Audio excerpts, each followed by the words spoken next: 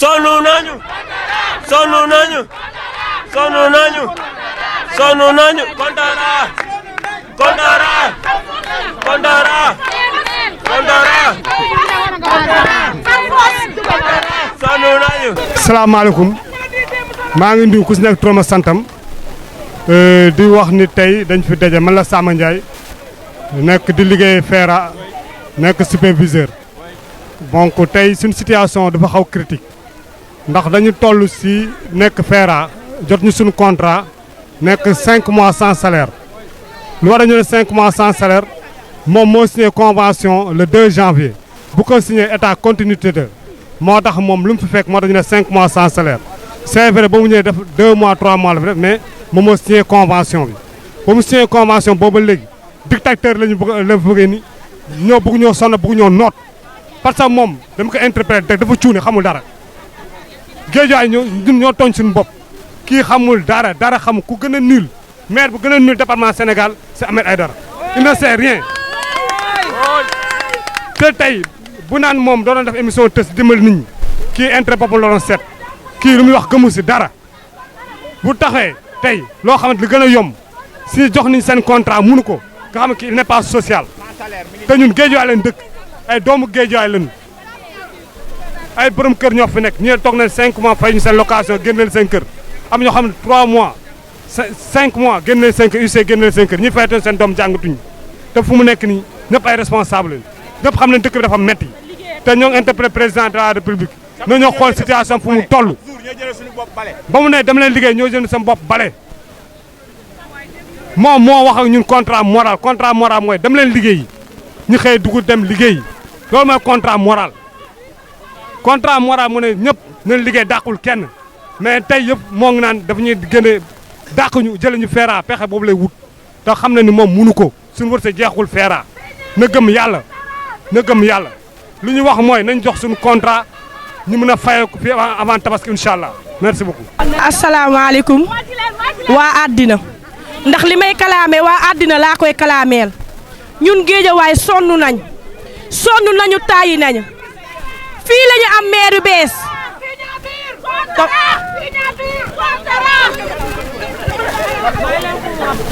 gis nga li ñii di jooy moom laa war a wax tey àdduna yëpp yëg ko ñun Guédiawaye dañoo sonn ay xale yu ndaw ay père de famille ay jeunes dajaloo ni duñu sàcc duñu fen dañuy daan doole nit jóge fee ni tey laa leen koy xañ ni ngeen sàcc baa ngeen defi leneen loolu nag duñ ko nangu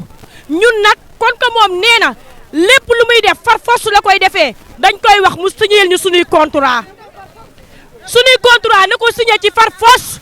parce que moom nee na ba ñu ñàkkee validé listam daa dem ci préfecture ni ko da ngay signé par force kon nag suñu contrat ne ko signé par force la ñu wax par force. ma am benn précision rek bu mu bëgg a def par rapport ak coow li nga xam ne moo am au niveau de la mairie ville de Guédiawaye parce que ñi ngeen gis ni ñëpp ñu taxaw ay éléments lañ nekk biir projet FERA depuis 2017 ba léegi ñu ngi liggéey ñun ñëpp mais lii nga xam ne tey moo fi am musu fee am c'est une première moo waral tey ñi ñëpp génn tey di doxu ñaxtu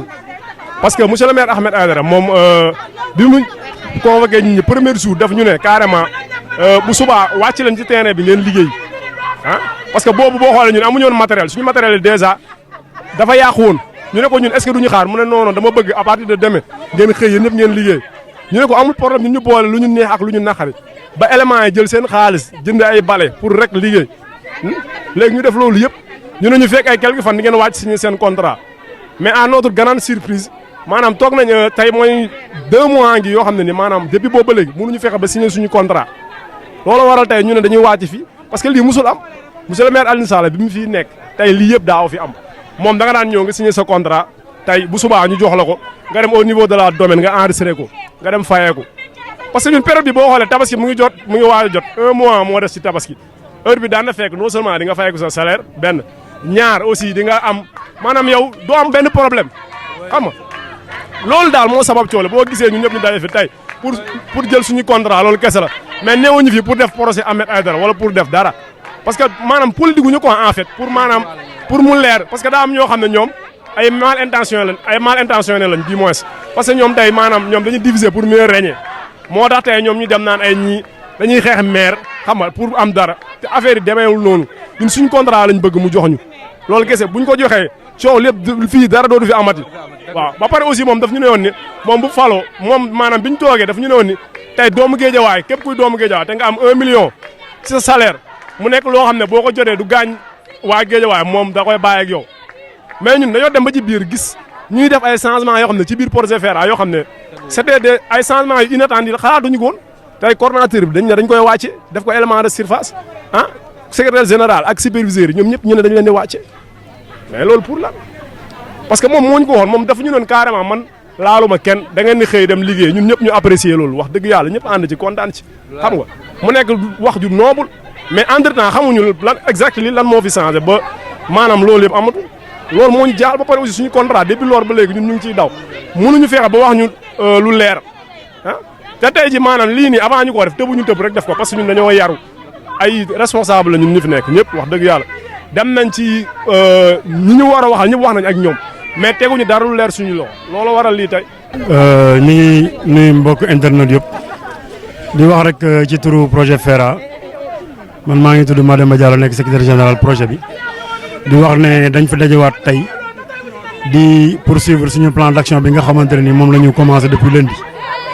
donc de lundi à maintenant ñu ci sitting boo xamante ne ni ñu ko organisé au niveau de la ville de Guédiawaye donc de lundi à maintenant amuñu benn interlocuteur mën nañ ne amul kenn ku fi taxaw au nom du maire monsieur Ahmed Aïdara pour enquérir vraiment ci situation bi nga xam ne moo ñu fi indi ce qui est vraiment désolant parce que yaakaar naa koo xamante ne nga yor administré boo gisee ñu taxaw ci buntu mairie bi nga xam ne yaa ko géré pendant 5 jours war nga mën au moins yow boo teewul nga yónnee ndaw pour waxtaan ak ñoom loolu au moins nekkoon na geste boo xamante ne waroon naa wane ne moom respecté nañu que yëg nañu et que li ñuy kaas nii peut-être moom yëg na ko mais loolu amul lenn lu mu ci def mais bon loolu de toute façon mën naa ne duñu bett parce que depuis mois de janvier ba suñu yàlla tey bu ñuy wax ne moom daf ñu amel 6 mois de salaire waxuñu ne moom maanaam ci Ahmed Aïdara ci boppam 6 mois yi fekk na ko fi dañuy fàttali ne état continuité la collectivité aussi ñëpp xam nañ ne démembrement état la donc continuité la moom de janvier à maintenant bi mu defee passation de service avec le monsieur le maire Alioune Sall depuis boobu ba suñu yàlla tey moom mooy le maire de la ville de Guédiawaye donc lépp lu fi nekk ci dossier courant moom ci responsabilité am la ne loolu moo tax ñuy wax ne dañu amel 6 mois de salaire mais waxuñu ne moom daf fi nekk depuis 6 mois parce que duñu ay bopp nen aussi li ñuy wax xam nañ ko xam nañ ne moom bi mu jëlee fonction léegi matul 6 mois mais dañu ne état continuité la dossier courant yi mu fi fekkoon loolu moo waral passation de service donc biñ ko joxee mairie bi dossier yi ñu fi bàyyi yi nga xam ne 2020 la woon sax moom mooy responsable bi ndax signataire bi moom la donc loolu moo tax ñu ne amel nañu 6 mois de salaire nañ ko déggee noonu beneen bi mooy moom bi mu ñëwee toog ba tey bi mu ñu gisee waxtaan ak ñun nañu dama bëgg ngeen investir tali yi à partir de demain ngeen xëy loolu contrat moral la ko tubaab di wooyee xëy leen suba boo ko sa autorité waxee loo doon def da nga koy bàyyi te xam ne ki la war a xëyloo moo la xëyloo mais joxuñu benn garantie lim ñu waxoon aussi amul lu ci am parce que dafa ñu waxoon nañu xëy leen suba signé naa convention bi dàquma kenn ci liggéey laa woote du ma dindi doomu Géejawaay di dugg beneen doomu Géejawaay loolu la waxoon mais deful loolu indi na benn équipe cadre indi ay superviseur ne dàq na coordonnateur indi na secrétaire général bu bees wàññi na ay salaire te loolu yëpp mënoon na ko ci bañ a fekk parce que moom fayul ay salaire encore une fois ñun état du Sénégal moo ñuy fay projet FERA état du Sénégal moom moo koy fay du collectivité moom moo koy fay donc moom la moindre des choses au moins bu toppoon ci Alioune Sall mi nga xam ne moo fi nekkoon jëlee projet bi ci 114 personnes yóbbu ko ci 250 moom Guédiawaye wóolu ko jox ko place bi Alioune Sall yoroon dafa waroon a fexe jëlee projet bi ci 250 yóbbu ko 500 wala mu yóbbu ko au moins 600 wala mu yóbbu ko au moins 300 personnes ñu xam ne moom mi ngi ci cadre yokk mais deful loolu le contraire lay def pour ay doomu Guédiawaye ñi mu àndaloon dans le cadre politique gagné ak Yewwi ñooñu la bëgg a dugal ci biir projet FERA bi génne ñi nga xamante ne ñoom ñoo nekkoon ci biir projet bi di ko doxal de 2017 à nos jours loolu nag injustice la loolu taxul Guédiawaye fal ko moom na xam loolu ñun kemandewuñu dara ñaanuñu ko dara lebuñu ko abuñu ko dañu ko ne sa kër gi nga yoral ko sa bopp ndax sa ñaqi bopp parce que li ngay ñaq yaa ngi koy fayeku ñun ñi ngi ñaq loo xam ne yow yaa tere ñu fayeku ko monsieur le maire te loolu du yoon encore une fois dañ koy mettre devant ses responsabilités pour lui dire que li mu nekkee du yoon ñi mu nekkal ay collaborateurs bu ñu ko mënta wax ñun dañ ko koy wax en face parce que moom ci boppam nit la comme ñun te war na dégg dëgg nag olof li ko waxee rek puso bu réer la olof nee na mag mun na koo for ndaw mun na koo for dañ koy wax ne ko ñun loolu mooy suñu réclamation amul leneen du bañ du contre du lenn loo xam ne nii irrespect la wala manque de respect bu ñuy wane à son égard parce que nag mi ngi incarné li nga xamante respecté nañ ko muy autorité bi